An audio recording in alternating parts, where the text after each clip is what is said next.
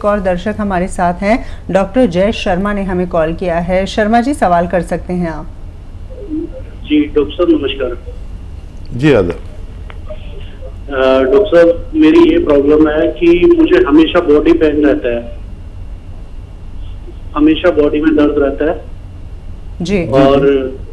और जैसे घुटनों में है उसमें भी प्रॉब्लम रहती है, इलाज भी बहुत अच्छा करवाया जी। एज बता दीजिए अपनी। सर मेरी 39 एज है। बहुत कम उम्र में आपको ये परेशानी शुरू हुई। अच्छा देखिए, ज़रा सा संयम रखना। यूनानी एक ऐसा इलाज है जो 8-10 दिन के बाद फ़ायदा शुरू करता है। जैसे अभी एक फ़ोन आया था तो उन्होंने 8 दिन दवा खाई और कह रहे हैं कोई फ़ायदा नहीं हुआ। तो आपको 2-3 महीने इलाज करना है, ये याद रखें। और 8-10 दिन कुछ शिकायत ना करें, चाहे आपको पहले ही फ़ायदा हो जाए। किसी किसी को पहले भी फ़ायदा शुरू हो जाता है, लेकिन मैं कहता हूँ 8-10 दिन मुझसे कुछ ना कहें। तो एक गोंद आता है, गोंद स्याह, काला गोंद कहते हैं, ये असली ले लीजिए। आधा ग्राम सुबह शाम खाइए। और अगर 1 महीने में भी फ़ायदा हो जाए तो 2-3-4 महीने खाएं।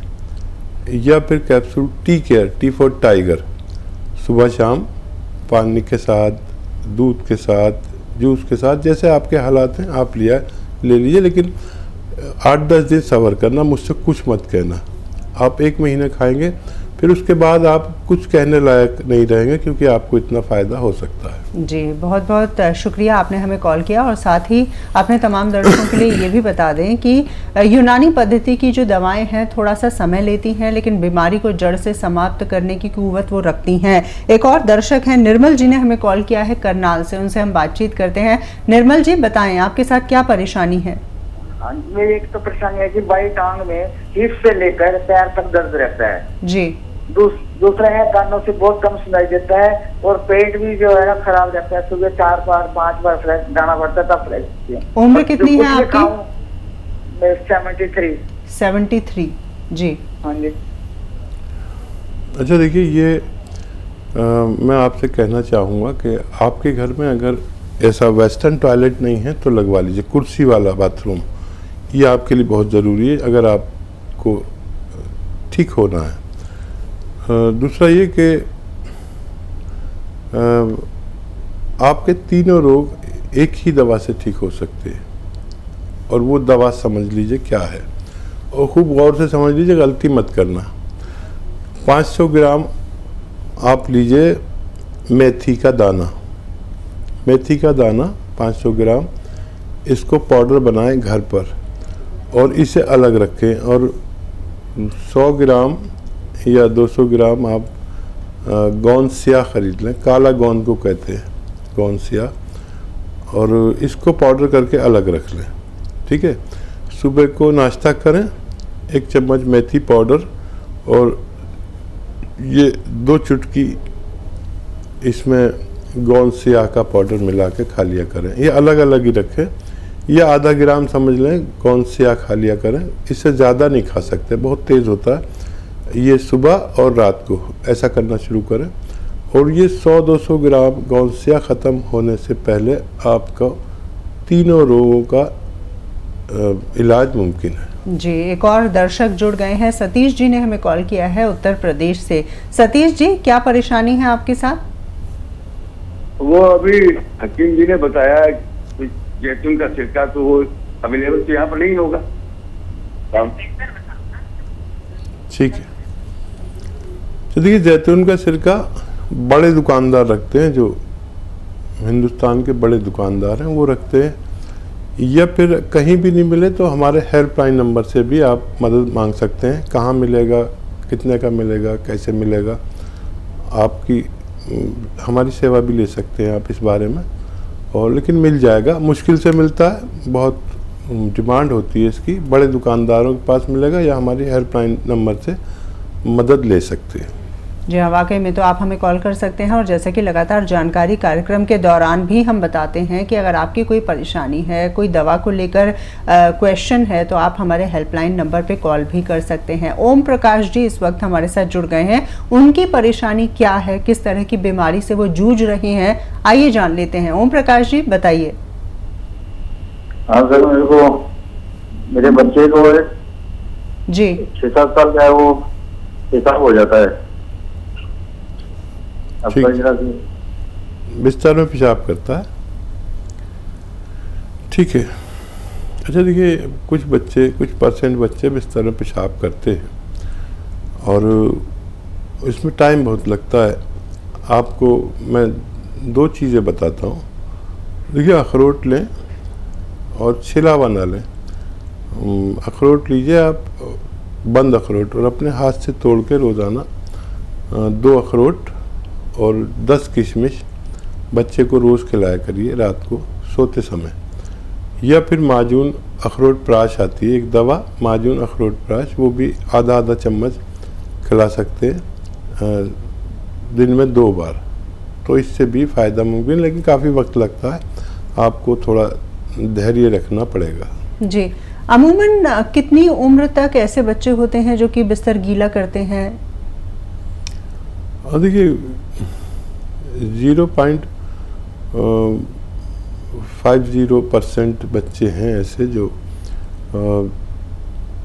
7 साल तक पेशाब करते हैं जी। और 99% बच्चे तो पेशाब करते ही नहीं। 0.99% बच्चे 14-15 साल तक भी पेशाब कर देते हैं। और उनकी परवरिश पर बात है, किस तरह से परवरिश की है। कभी कभी परवरिश की गलती से भी पेशाब हो जाता है जी। अगर बच्चा डरपोक हो और मतलब आँख तो खुल गई उसकी पेशाब के लिए, लेकिन वो आँखें नहीं खोलता, मम्मी से नहीं कहता, तो डर की वजह से भी पेशाब निकल जाता है। जी, जेंडर का भी कोई फ़र्क होता है कि ज़्यादातर बच्चियां जो होती हैं वो ज़्यादा बिस्तर गीला करती हैं या जो बच्चे होते हैं वो ज़्यादा गीला करते हैं? इस तरह का भी कुछ जेंडर की समस्या है क्या इसमें? हाँ, नहीं, ज़्यादातर तो नर बच्चे बिस्तर गीला करते हैं, बालक।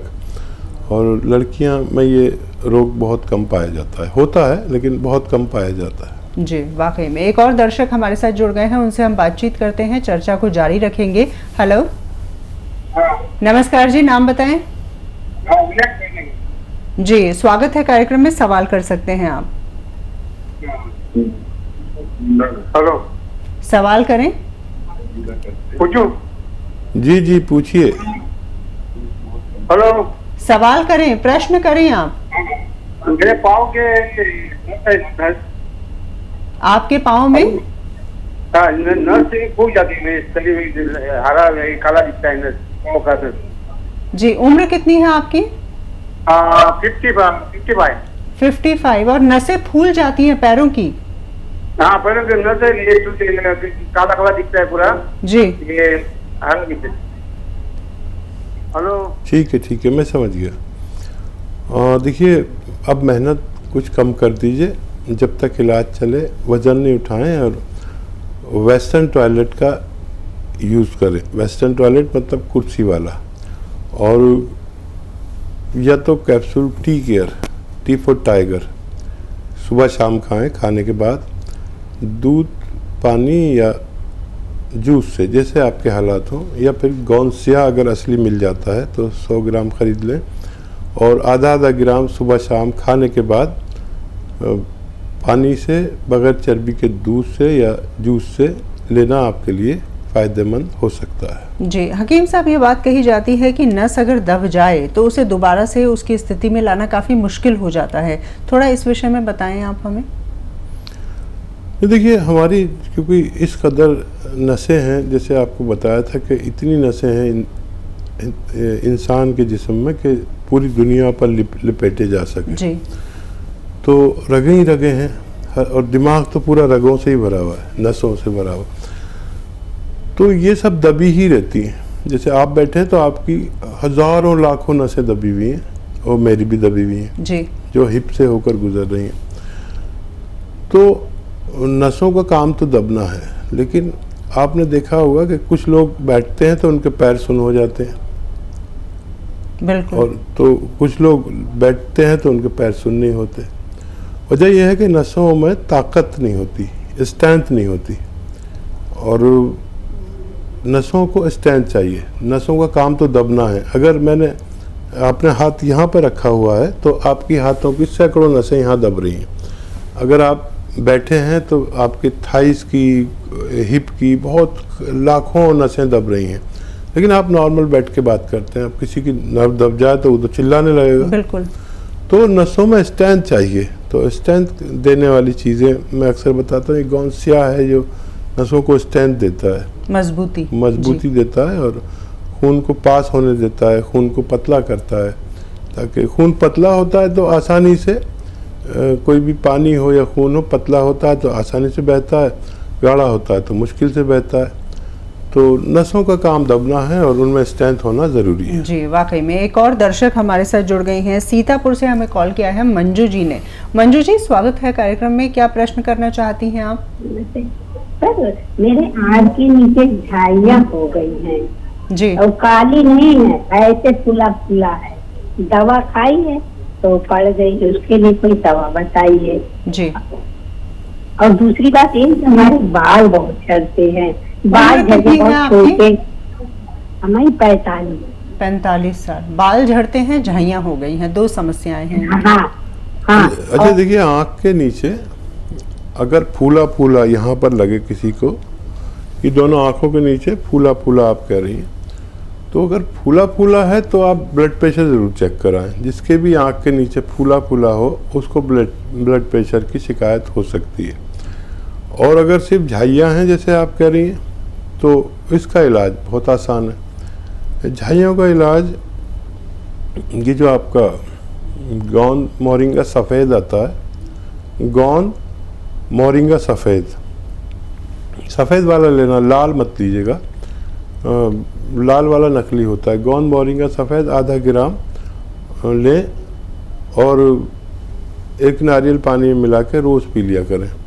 आपके बालों पर भी बाहर आ जाएगी और आपके ये परेशानी भी ठीक होना मुमकिन है। जी, एक और दर्शक हैं वेद प्रकाश शर्मा जी ने हमें कॉल किया है।